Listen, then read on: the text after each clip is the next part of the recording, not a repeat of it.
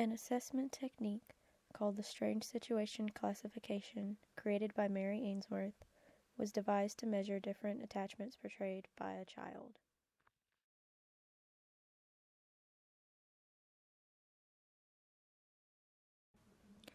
A child with secure attachment is distressed when the mother leaves.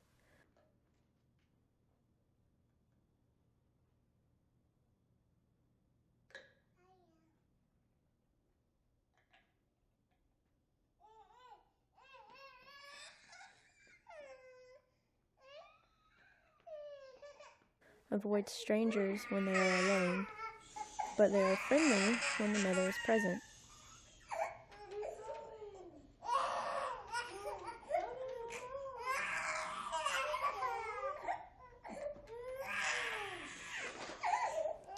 The child is also positive and happy when the mother returns.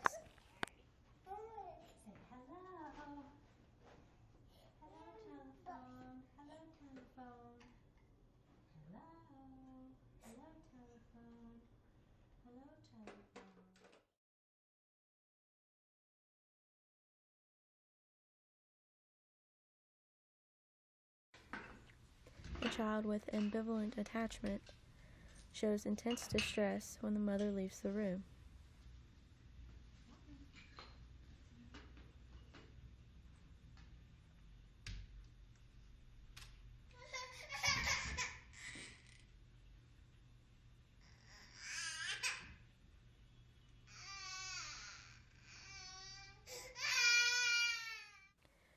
The child also avoids the stranger and is fearful.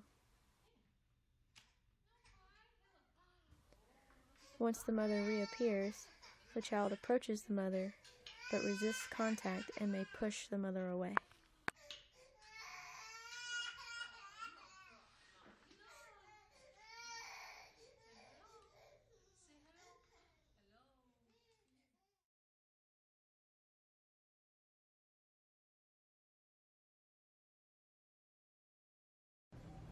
A child with avoidant attachment shows no distress when the mother leaves.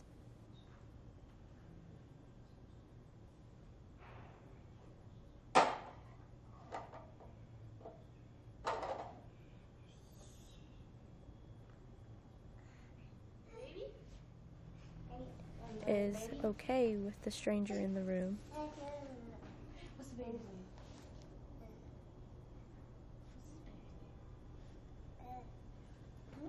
You want to take care of it? And once the mother returns, shows little interest. Hi, Destiny. Destiny. Hey, Destiny.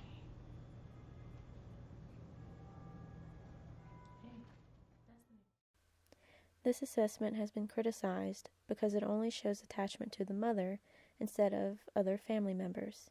In this case, it lacks validity. Even though it lacks validity, it shows how children have different temperaments when the child is left alone and correlates with the findings of the adult attachment interview.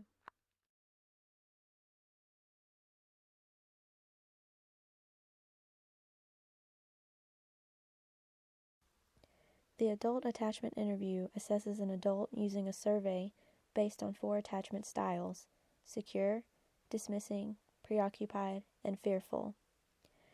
This is just like the survey we took earlier in the semester on the yourpersonality.net site.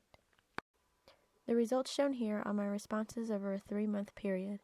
As you can see in the beginning, most of my results are scattered in different quadrants. As the months pass, most of my results sit in the secure quadrant. The horizontal axis represents anxiety, and the vertical axis represents avoidance.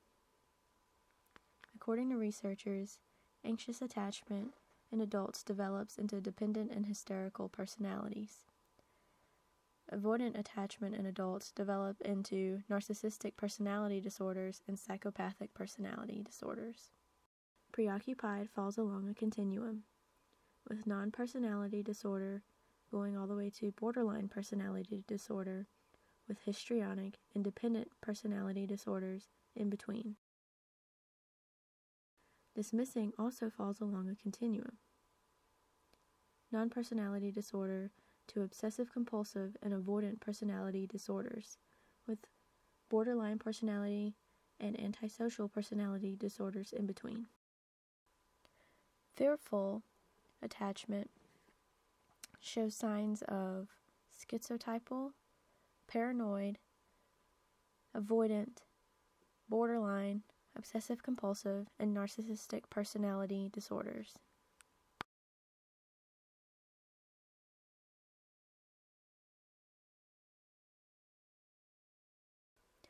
Using functional MRIs, researchers were able to determine which areas of the brain had an increase in activation. Anxious attachment had greater activation in areas associated with experience and regulation of emotions. Avoidant attachment had greater activation in areas associated with memory and the amygdala.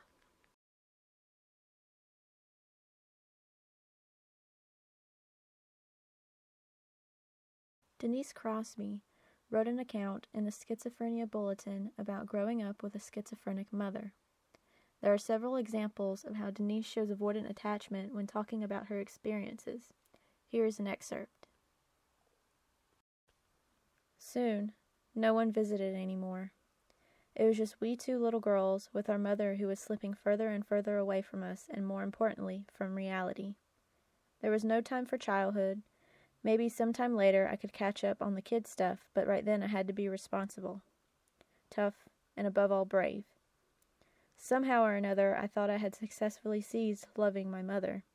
I felt protective pity for her, but I could not honestly acknowledge loving her. To do that would mean feeling the awful pain of having lost her somehow, and I was sure feeling the pain would probably be strong enough to kill me, so I just skipped it. When I was a young adult, these days would come back to haunt me, and I developed an aversion to preparing meals for others. I found that I resented doing it. About a year and a half after I embarked on the road of recovery for myself through individual therapy, I began to learn to trust enough to open up and share my thoughts and feelings. Because of this avoidant attachment, she shows insecurity in adulthood. She has trust issues and is working on those by using individual therapy.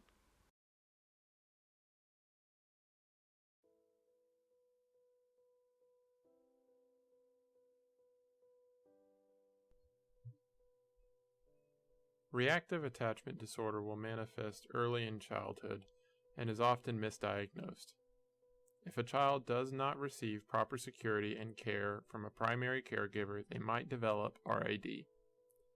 When this disorder is left untreated, it will develop into many other disorders such as depression, learning difficulties, low self-esteem, or others later in life. Depression. Feeling isolated or abandoned as a child can lead to depression later in life.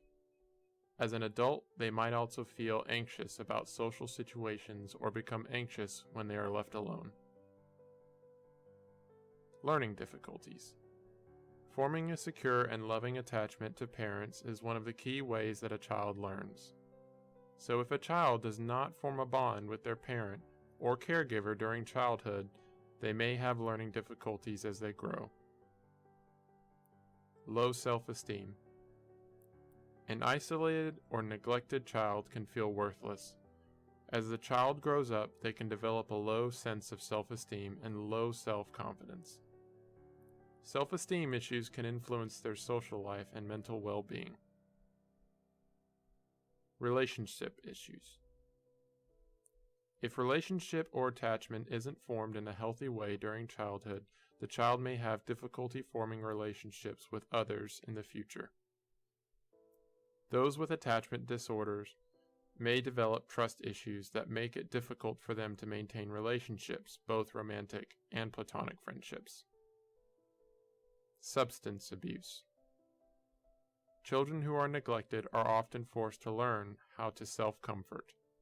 And if they learn this as a child, the pattern may continue in unhealthy ways in adulthood. They may turn to alcohol or drugs to soothe themselves. Children might also learn to self-soothe from parents with substance abuse.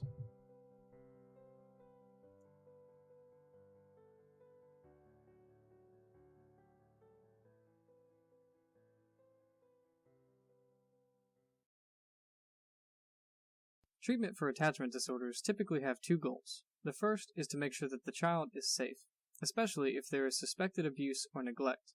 The second is to help the child form a healthy bond with an appropriate caregiver and deal with any residual problems. Treatment will vary depending on the individual's circumstances, but typically a combination of psychological therapy and family education is used. The following methods are examples of what may be recommended. Family therapy. It is quite usual for therapies to include both the child and the parents when dealing with attachment disorder. Family therapy not only helps the child to bond with the parents, but it also teaches the parents or caregiver how they might help the child with their own recovery. Family therapy can also help to encourage positive interaction through games and activities. This brings us to the next form of therapy, play therapy. For children, play therapy can be an extremely effective way to hold attention and make learning more fun. Play therapy can also be an important way of teaching social skills. This tends to be a go-to treatment for most physicians. In addition to these, a physician might also use parenting skill classes. A key element of the child's recovery lies within the education of the parent or caregiver. Parenting classes can help parents learn more about the attachment disorder, as well as any other necessary parenting skills. Individual counseling might also be used. Sometimes the therapist may want to spend time with the child alone, or with the parents observing. This can help the therapist monitor emotions and behavior more accurately, without the pressure that other social conditions may present. Special education services are also something a therapist may use. In addition to family education and therapy, other special education services may be needed to help the child learn the skills both required for academic and social successes, while also addressing any emotional and behavioral difficulties. Medication is usually not recommended. While there is no medication for the attachment disorder, your doctor may recommend certain medications to help with related symptoms or other disorders resulting from reaction attachment disorder. According to the DSM-5, in order to diagnose attachment disorder, the symptoms must be present for more than 12 months and appear before the age of 5. Also, the child cannot meet the criteria for autism spectrum disorders.